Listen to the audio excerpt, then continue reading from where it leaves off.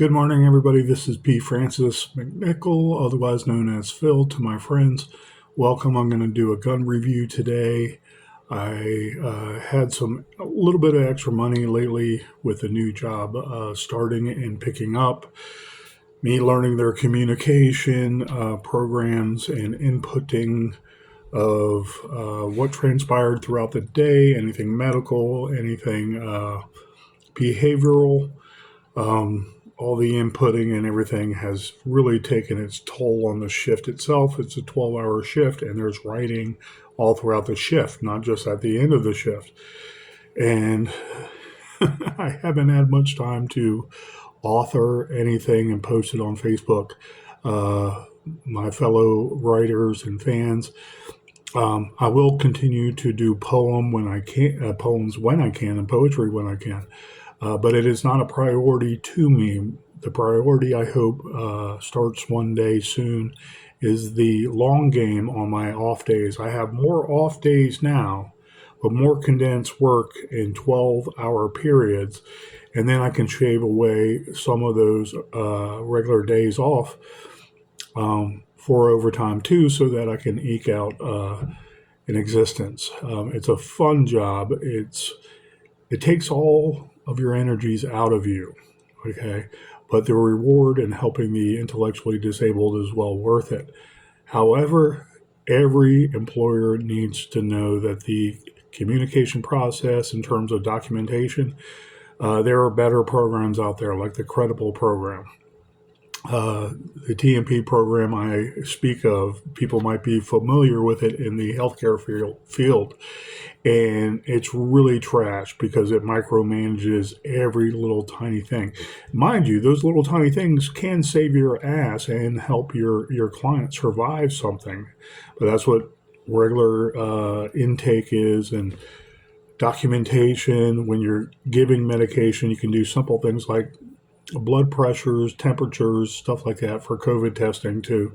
But to see if there's anomalies, when you input the information in there, they can check over a long time how the scale goes, how the graph goes, and is there something wrong with the individual. We can already do that. We don't have to document it a third and fourth time all throughout the day unless we're bedside care. Okay, these are high functioning individuals that need supports to live their life. We are there to help them achieve independence, autonomy, so to speak. Them doing things on their own, so their baseline is normal every day, what the majority of people do to survive. Get up, eat, brush your teeth, take a shower, dress themselves, so on and so forth. If you're a man, shave yourselves. You have to teach them also.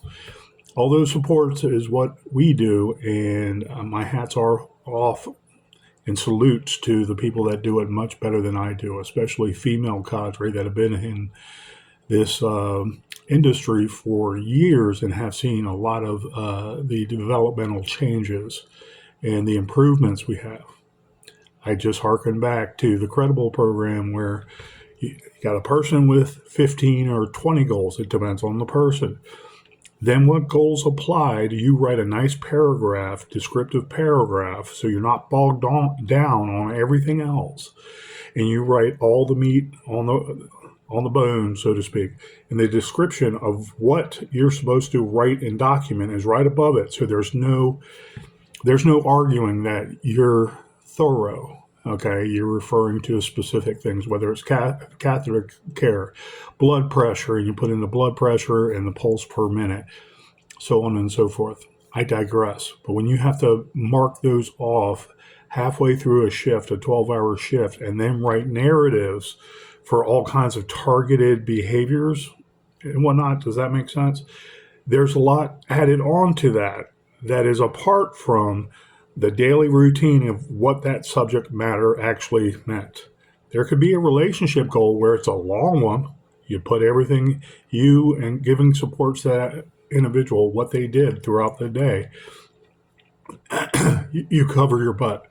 But there's the individual goals that sit beside that. You can do too in simple paragraphs at the end of your shift, so you only have to deal with 7 or 8 out of those total goals that apply. The program I'm with wants you to check everything. Okay. Uh, Particular to that person, some people have these, but it interrupts the shift, and then you have to play catch up to do the full documentation afterwards. At the end of the shift, and you have to go through these long, what do they do in this whole section? It's like, oh my God. It's called a relationship goal, and it's what they did all throughout the day. That should be at the end of the shift, not all this little checking off, or you can't support people. That's why the Credible program is much better. The Credible program also has a MAR on that. Okay. People understand what I'm saying when I start bringing these things up that I like being trained in. I like knowing the insides and out. As an administrator of justice and use of force police officer expert, okay, I just haven't been certified by a judge. Okay. I can tell you pretty much how you arrest people and what's legal and what's not. And the judge would, I'd say, freaking 19 times out of 20 agree with me that the logical conclusion for that police officer was to take such and such action. With that, I know court systems. With that, I know judges. I know people who have to be notified in different situations, especially when dealing with youth. That being said, prisoners' property, evidential property, so on and so forth. We can go all over that, and I can see whose dick is longer when we're talking about expert witnesses. That's fine. Okay, that's fine. I never try to be an expert witness that gets paid 300 times. I'm sorry, $300 for just showing up one time at court. And then he comes back over and over again and he's paid $300 every time he signs in. That's lucrative, okay? And hats off to them too, because they're still studying it and still in the colleges and most likely updating their skill. Laws of arrest, search, and seizure are a little more simpler than that. Okay, they go by the Constitution, where I don't have to revert to every case. I digress. But anyways, with the administrative process, the health field is not too different. However, when you have administrations, whether it's a private employer, an organization, whether it's state ran, you go by state rules anyways. Federal rules trump the state rules, but state rules can also be better to protect the individual that we care for. When you know everybody that's involved in that chain of, I don't want to say chain of command is what I want to say, chain of command all the way up, and who needs to be notified and what direction we go from there. Notifying the nurse, notifying the supervisor, and the nurse and everybody else. And you also should be contacting the doctor. And then some organizations, this is the pushback we get is the nurse will contact the doctor and tell you what to do. The nurse will contact you back. That's why it's important you contact them, yada, yada, yada. Well, you might know some ins and outs more about the actual individual that day or throughout their whole life than that nurse that also knew them for a long period of time. Don't get me wrong, but you might know something specific that the doctor wants to know. Okay. And so you have the TMP, and that's covering everybody, and the nurses want to see this, and the nurses want to see that. It's like the nurses do a hard job, don't get me wrong, but I'm telling you the documentation is interfering with supports and care and teaching and actually making progress. Okay, that being said, I write, if you want to talk about digits, when you see on the very bottom of some window where it says, what do they say? 5,000 digits left or 5,000 bytes left. And you're typing and that thing is reducing. The number is reducing as you keep on typing. And you can do a good sized paragraph and you're down to zero. Like 1,000 or 2,000, whatever it is. I forget the exact terminology. I'm sitting there and I'm typing literally a large book by the time I'm done. Documenting the way I know to document before, during, after. Okay. Who, what, where, when, why, how. All those combined, and putting in other information about other individuals that might be affecting that individual. We have to be careful and not say other people's names in some instances, unless we're documenting what they messed up on in particular, and it's particular to them. Well, I write a small book now every day, a large book actually. Okay, I'm writing literally, I want to say 40 to 50 pages worth in a sit down.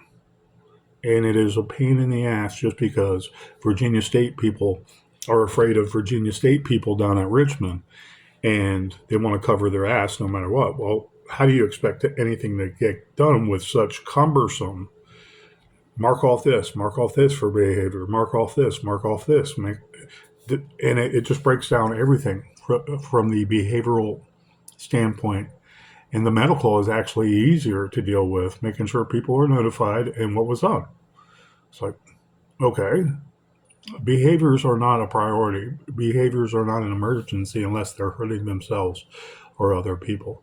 So learning this administration and administrative process, it's tedious, even for the most people who love doing paperwork all day long.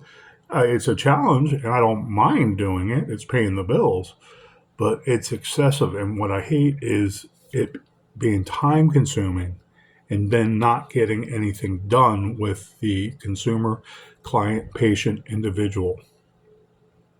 There. That's my expertise about it. Okay, credible program is much better. It has at the beginning the window right there with the little colored symbols. You can go right to documentation. Then you see a gray tree you pick from. You start from the top. You don't have to do them all.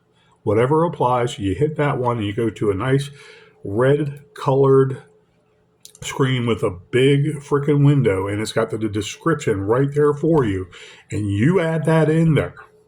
It describes everything that the goal is about, whether it's catheter care, whether it's glucose monitoring, whether it's sugar intake throughout the day and dietary needs, whether it's G-tubing, whether it's regular hygiene. Did this person perform hygiene, or are they doing, I want to say, this is unprofessional, weird shit that you're worried about? Okay, they're worried about for their own health and welfare, of course. Okay, we document stuff like that, and then it has a relationship goal. Who did the people greet all throughout the day and all throughout their shift? What did they do? How did they react in the community? It has by the way, it has a community goal. And it's like, okay, that applies here. I do A through Z what they did today. And yeah, you can put in some descriptions about how they appeared. Were they happy? Were they sad? Those things we can document without being a doctor. Okay. We can have fun doing that, and we're not bogged down. It's at the end of the day, 7 to 8 or 9 apply, not all 15 to 20 or whatever it is. It could be 12. It could be a high functioning tier 1. I digress.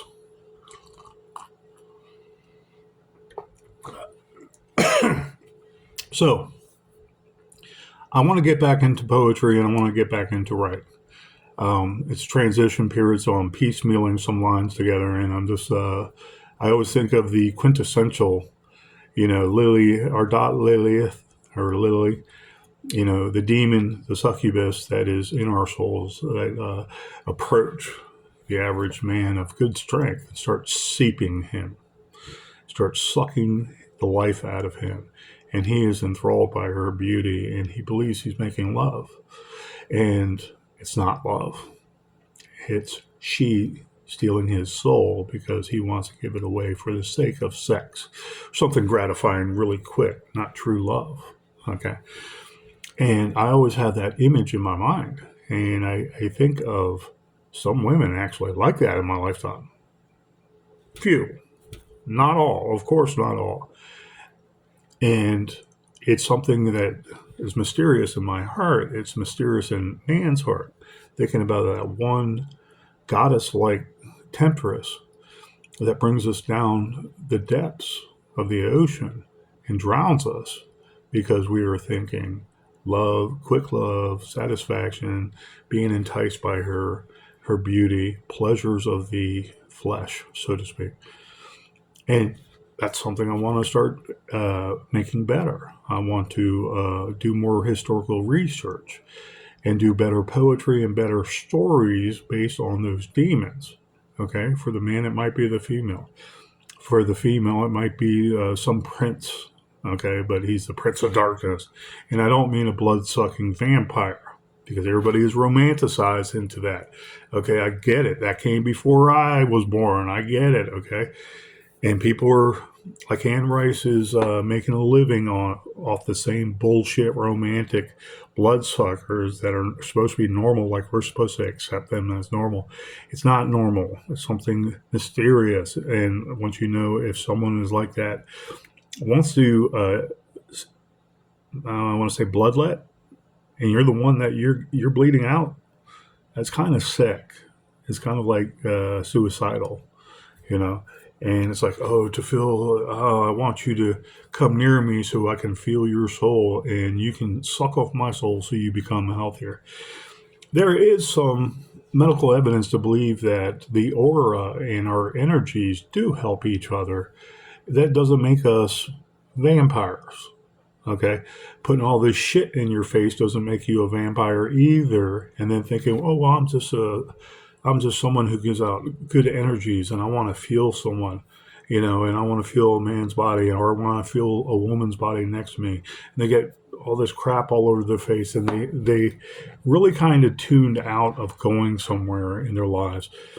Not to be judgmental, but those kind of vampires, they act like they're cultish and they're more feeling than other people. There's some people that post things on Facebook, very, I don't want to say obtuse. We all can be obtuse depending on the subject matter. But in life in general, they're odd, you know, more giving. These are the same people that put all the shit in their face that also discuss how, oh, the churches did this, the churches did that, and didn't do this. When, yeah, poor people help poor people out. When it comes to talking about the church, what are you doing to better a church near you? And people always talk about this soul sucking church, and it's not really a church. Of course. Of course. And it's an entity. It's an entity with leaders in there, and not every leader in every entity knows what's going on or what can be improved.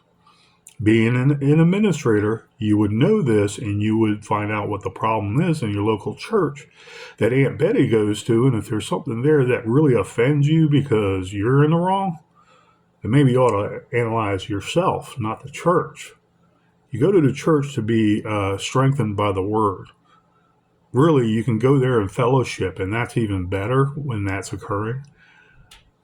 But to expect the church to sit there and just be someone handing out money to people, that's not how it works. It's not how a God works.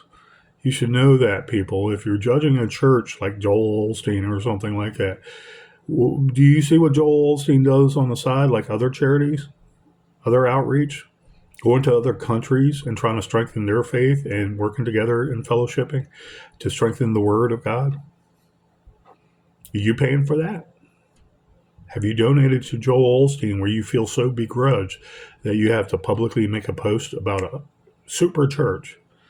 I like Joel Osteen's vernacular. I like his speeches, if you want to call it speeches, from the pulpit. And I like that it's positive. Okay. I really don't care about much else from that. I hope he helps people in his community where he's out of. That's what churches should do. But everybody telling him how he should go about it to make sure the word is spread across the land, that is paramount. Okay? People in local government, I want to say their families, above all else, should be the ones stepping up to pull their families out of poverty and help them. Families should be working together and should be strengthened more before even relying on the church. And then, lastly, a government.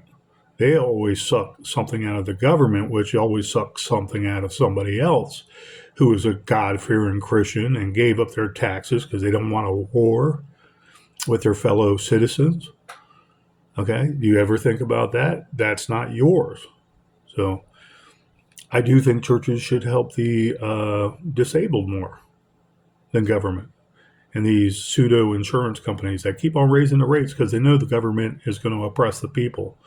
And the money is coming from the faceless people. Yeah. Direct your ire to those governments, not the church. And if I doth profess too much, go to your local church and ask what you can do to help them. Okay? They're not going to turn down your help if there's a need. They might have a conversation with you with what you think the needs are. Okay? You might open their eyes and they might become a better church without you even posting something online. Being personal, stroking that ego, for the sake of being the podcast guy of the year. Anywho, I doth profess too much because I know too much and it has not helped me one iota. So anyways, I drink a coffee this beautiful Sunday morning I have off where I can regroup, have some change, and I purchased a handgun. Nothing says peace like a handgun, right?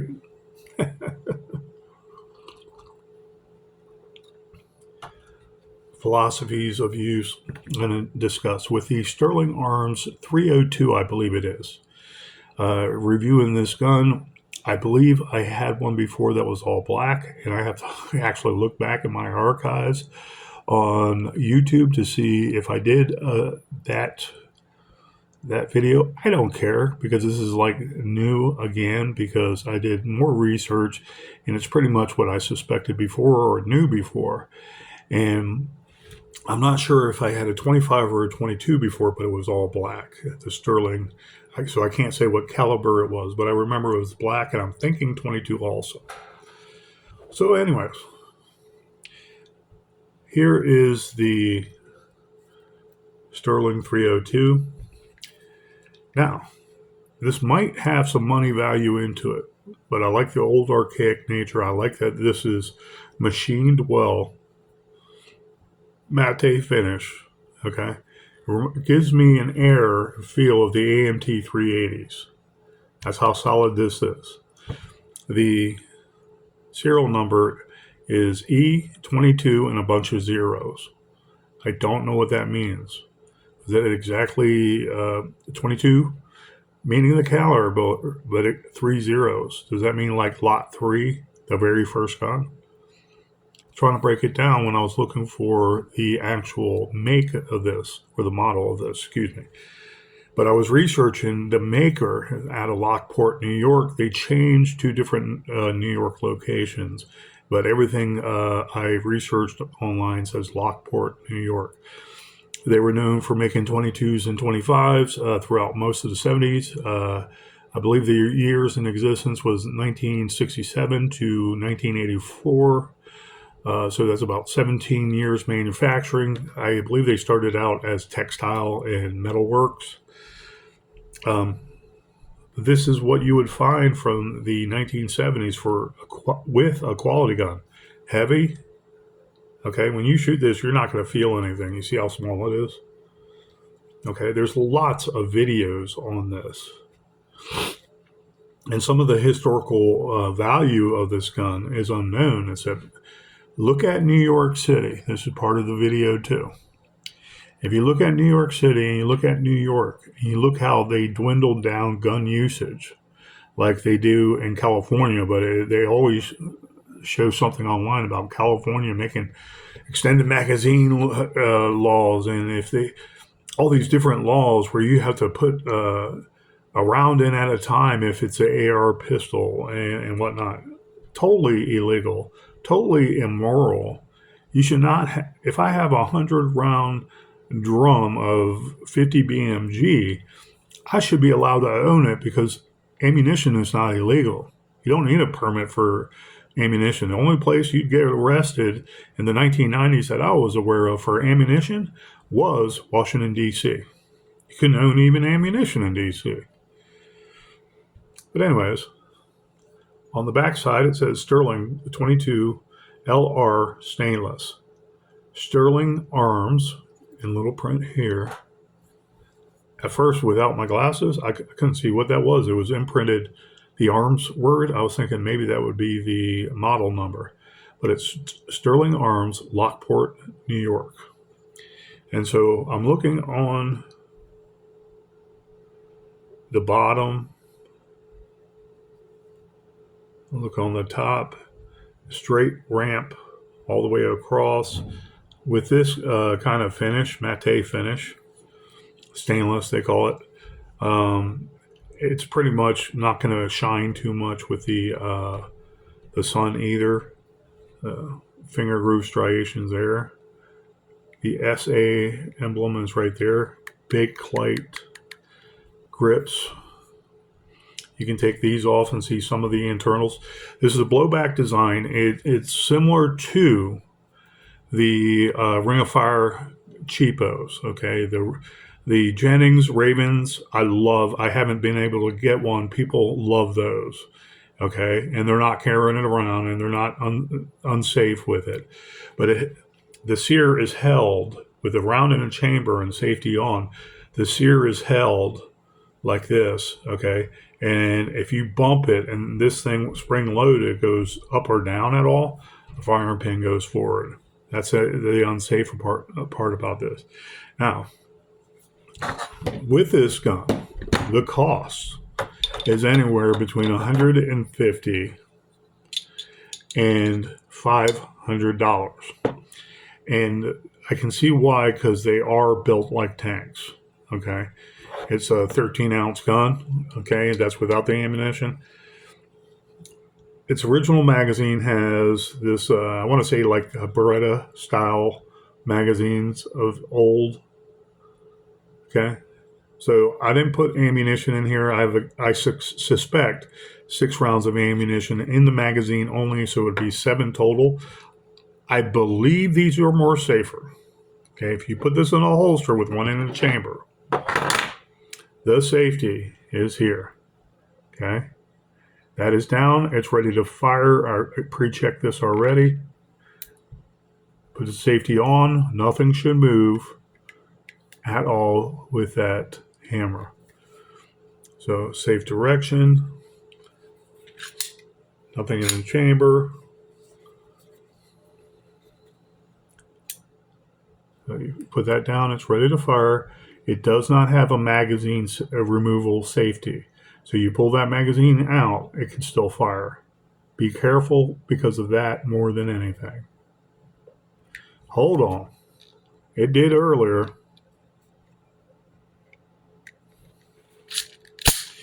Okay, let me prove my point 1 second. Magazine is in. Safety is off. No, there's no ammunition around me in any of these magazines. Okay.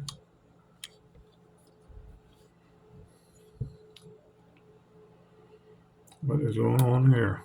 Okay, reset.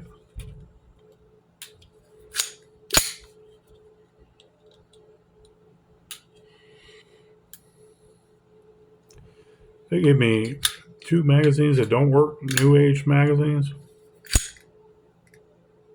Push all the way back. Okay. That's on safe. Forward up here. Let's move it down.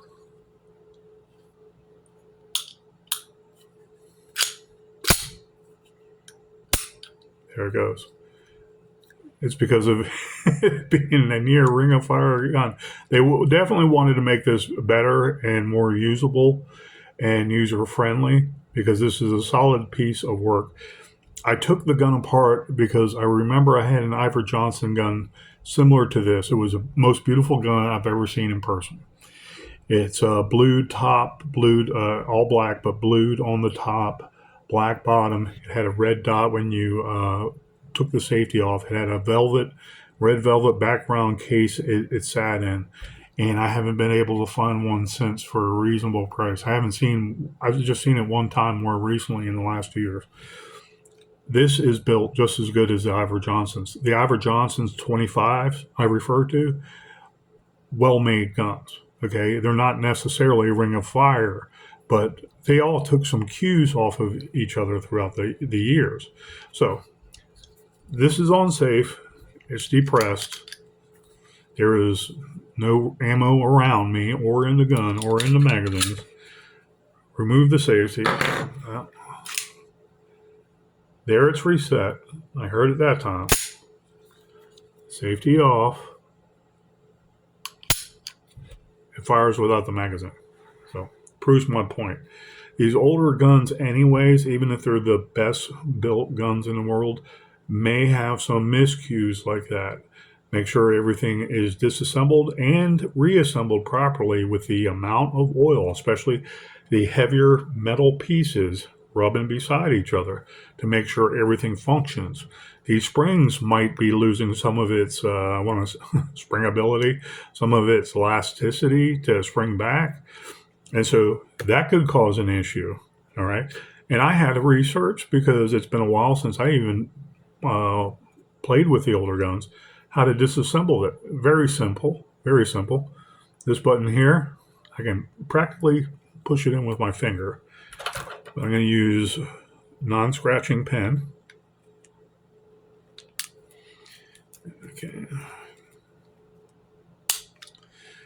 I just pushed it in, and the pop. You can hear the pop. This came out from its back. Just like the Ivor Johnson. Okay, the figure 8. This is what keeps the whole gun together. Okay. And then, because I was researching it, the innards are there. Okay, it's not going to shoot out on you except for this recoil spring going forward a little, taking it off. Here's a recoil spring. All intents and purposes, you can take that off and clean it if you want. If you've been shooting that long on this pistol, you might want to. There is the sear at angular point. That is the sear.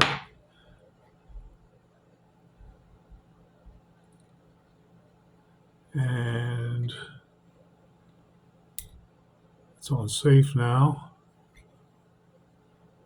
This goes up and down. That sear is what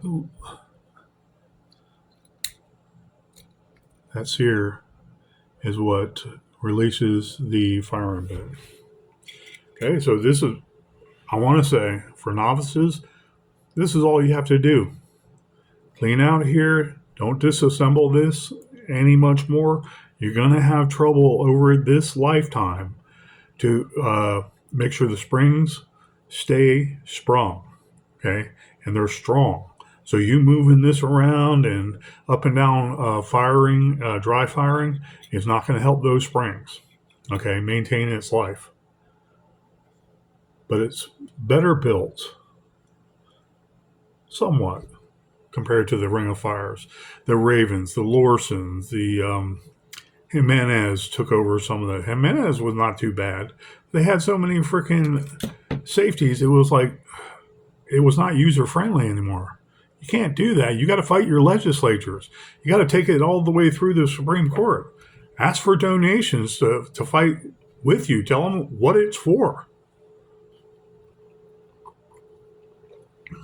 To protect your right to make a better firearm so it's safer across the board. There's 5 safeties on the Jimenez. Take your pick.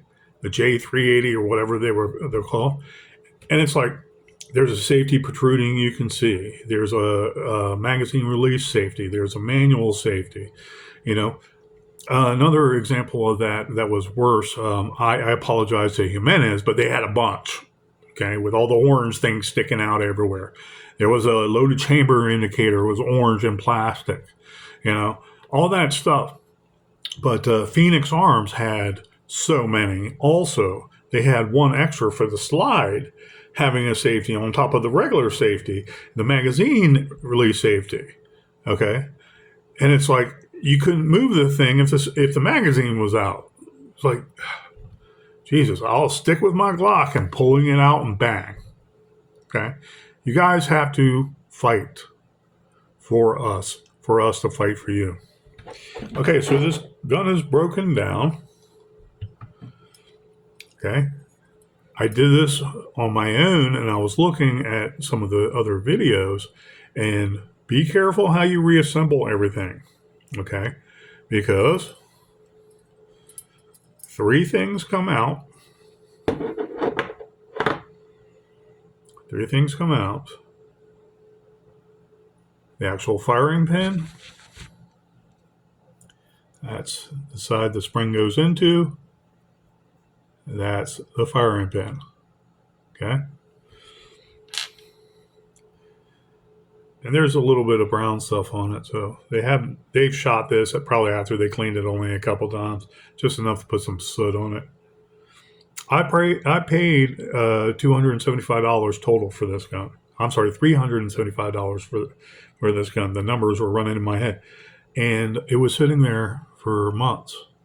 And I was like, I'll buy it. It was an estate sale. The family doesn't give a shit. I know if I contacted the executor, I probably could have talked them down to $150. This is $150 to a $500 gun because it is well built. And depending on the market, depending on a quick sale, depending on the need for it right there and then, price is going to go up and price is going to go down. But this is part of history. So I wanted this. Okay, that's the backstop. That goes into there.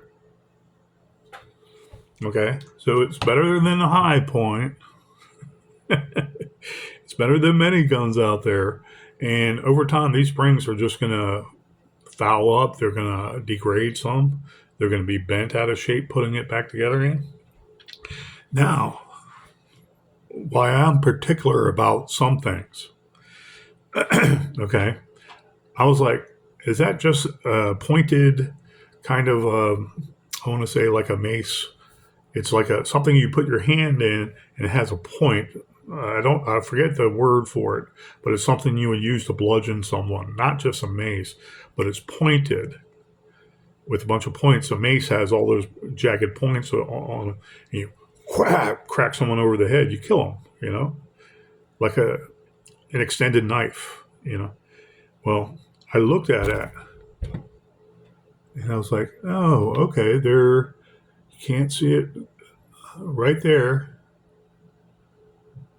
Right there. That tick mark goes in the slide groove. Okay. So the spring goes in, spring loaded, the tension. That, no. Yeah. It goes into, and I believe that's what you can see it really close. That's what the sear locks onto. Okay, so putting it back in, you want to have it upright and look at that little sear thing. I want to say dick downward. That should fit right in the groove of the slide because that's what that triangular piece sticking up out of the receiver, that's what's going to release it. So it's in here, nice and easy. It just slides back in. It's 3 pieces. Self-explanatory, but I wanted to look at it because I wanted to see if it was just that metal shroud thing that the spring goes into, and at the front of the metal shroud is a jutting point, a little male appendage, so to speak, that hits the rimfire. So when you're pulling it back, I want to aim about here, this location, to drop this. So you're going to have some play with the sear and everything falling back together again past the barrel. Okay. I want to make sure it's too much. It took me a second, but it didn't take long. It just took a couple tries. Okay, make sure the spring is in the barrel shroud of the slide.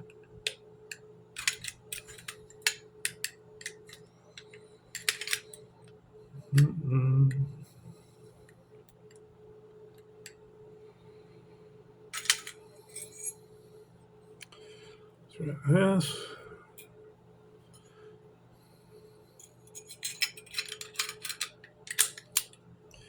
Okay. I fell down a little too high, so it's not going to go in. So lowering it.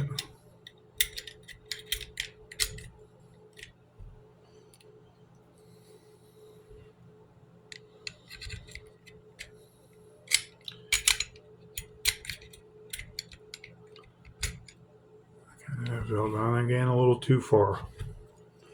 Let's try this.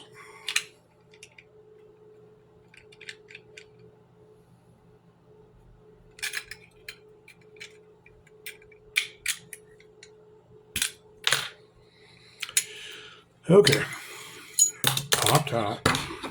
Maybe the spring is reversed. Just assemble everything together again and make sure the jutting part of the firing pin is down, because I'm almost certain what engages with the sear. The sear itself. Okay, put that all back in.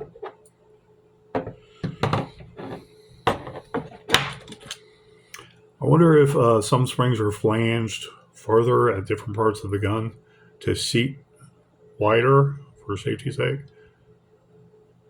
And the front, or this does look like it's smoother, smaller. Let's see if that was the. I didn't even rearrange this spring. I don't think it so. So.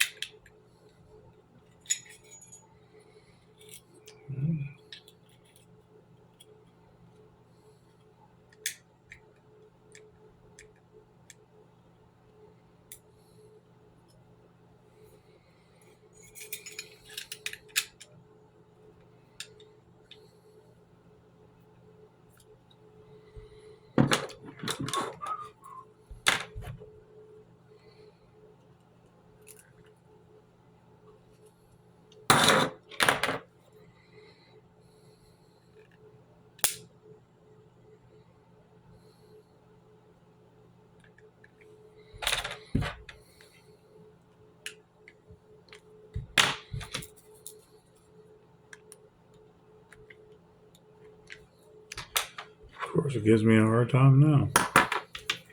I had fun with it earlier.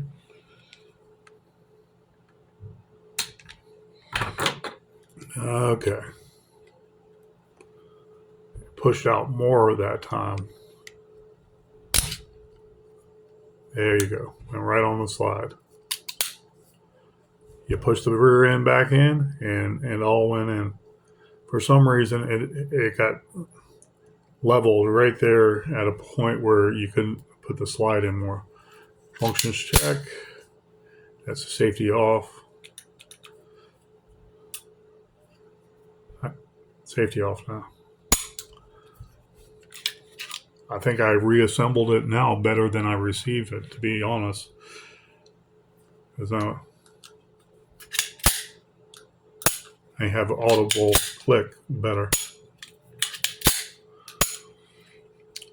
I have no doubt this gun will fire. Okay. So, philosophies of use and the history of Sterling. I love investigating that stuff because I've spoken before about this is fully functioning. Is it worth $400? No, it's not. To me, it is $375 because it is a near perfect condition. Yeah, it could take a nice polishing inside, a nice oil job. This gun works. It's 22. It's better than those Phoenix Arm pieces of shit that sold out. I think they're out of business now because of California just being their fucking rocker. Who keeps on hiring these people in California? You know, what's behind these political machines that freaking ruin our lives? But it's not just Latinos voting to hate Americans. You know, there's a lot of illegals in California that are actually killing, I want to say, great Americans that happen to be of Latino descent. And a lot of our black and white brothers and sisters. It's like, it's not just Latinos voting for Democrats constantly, but they're cutting their own throat if they are. Look at all the laws that are passed just to regulate you. You can't even drink water. A human right, you motherfuckers. Are you fucking stupid? God damn. It pisses me off. Great guns like this in New York, same thing. Look how minimized gun culture is in these states.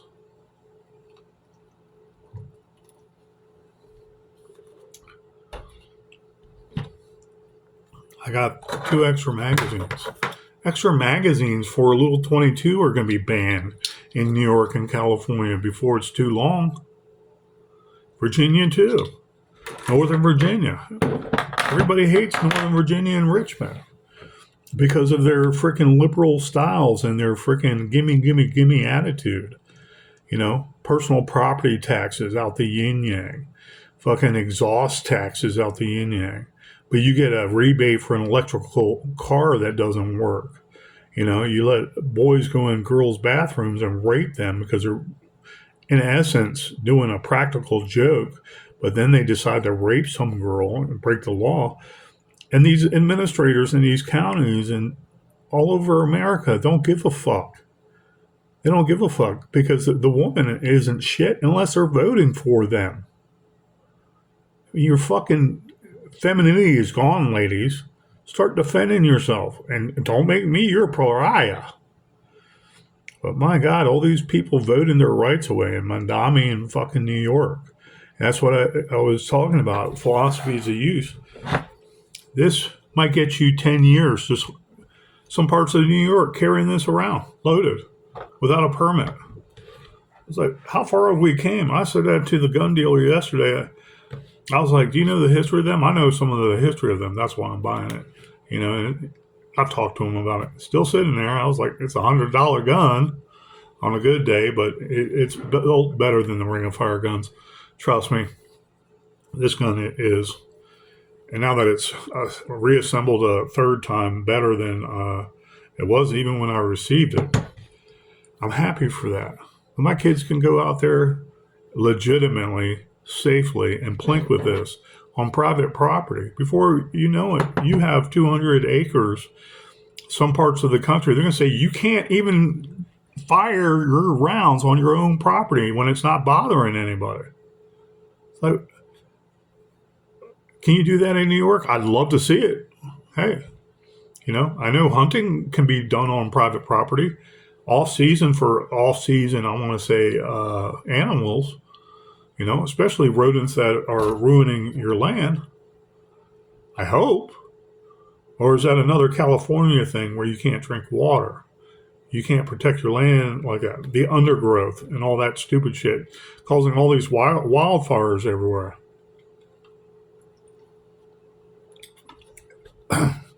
The globalists want your destruction of your property so they can buy it cheap from you because it's worth nothing at a certain point. And then they hold on to it so no human can use it again, or some corporation can then use it very cheaply. That's the whole grift in California, but people don't want to open their eyes. If I was Latino and I was poor, I'd see this. I'd be like, fuck you. Mother Mary and my fucking rosary don't have any taste for you in our mouths. Okay? You freaking liberal fucking Nazis, you liberal pieces of shit. Always want to control people.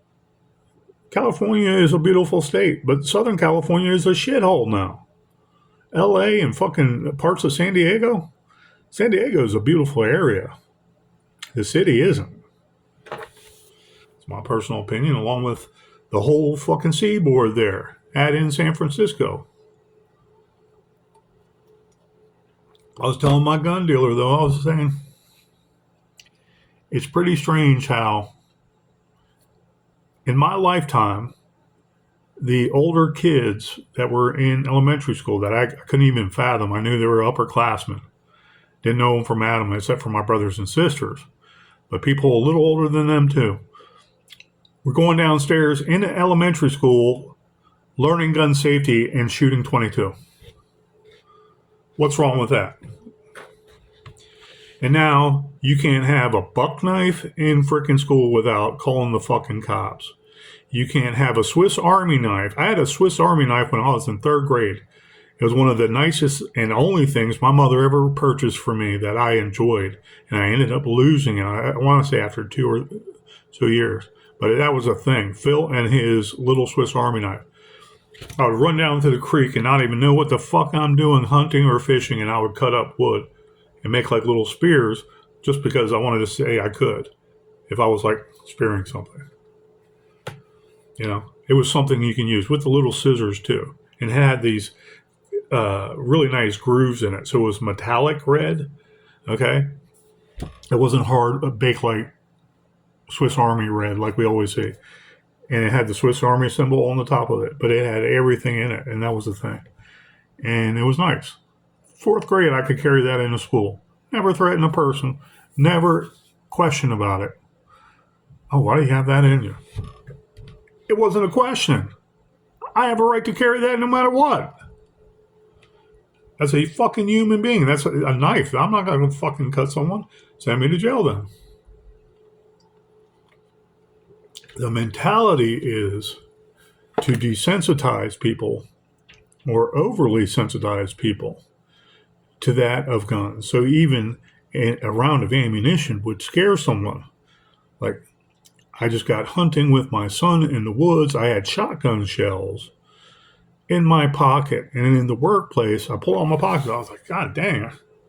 Oh, man, I forgot these.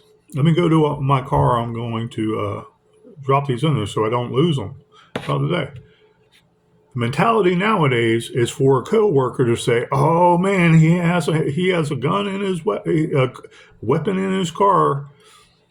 I know he just said he's hunting, but now I feel scared." It's like, why do you feel scared?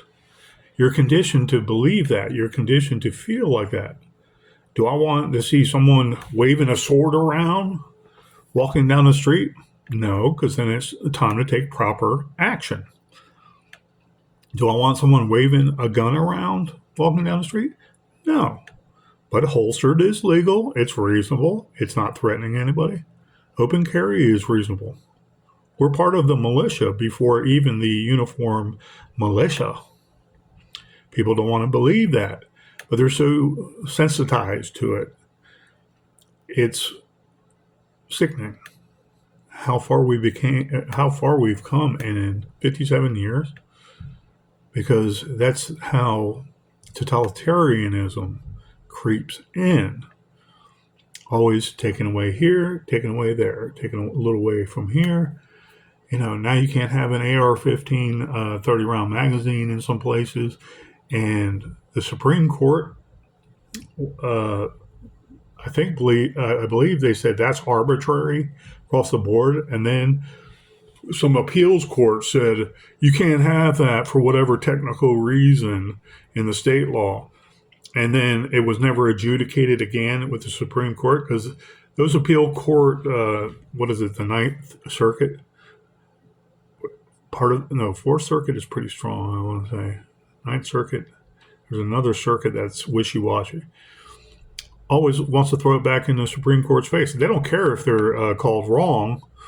They're going to let the people under them stew in that pain of lack of freedom until it goes to the Supreme Court. And then they're like, they can't enforce it anyway. So the states are going to keep on locking up people while it's arbitrary in the air in an unjust law. That's how they oppress us. 2A'ers or MAGA or Christians just defending ourselves and proud of ourselves and loving the gun culture because we love the history of guns. We love that it protects our families. We love that it puts on food on the table. We love that we can work on being the best marksman because it's a sport. And researching the history of it, we should be making gun knowledge more and more and more, not just to make a quick buck. I'm like flabbergasted by New York City and New York, and it's like, I know New Yorkers look at New York City and they're like, man, you guys always make us look bad. You always fucking fuck us up in elections. It's like that liberal mentality, that liberal disease. So like if people could read and they read the Constitution, they'd start to understand why we are the way we are, protecting our freedoms. and why people are trying to break into our country, not break out of it. So, that being said, guys, thank you so much, and I hope you enjoy your Sunday. Protect yourself, protect your family, protect your community, protect your state, and protect your God great United States. Thank you for staying with me. And if you can see a much better deal, these are $150 to $500. They're all over the board. But if you can see one cheap for about $200, that's all this gun is worth.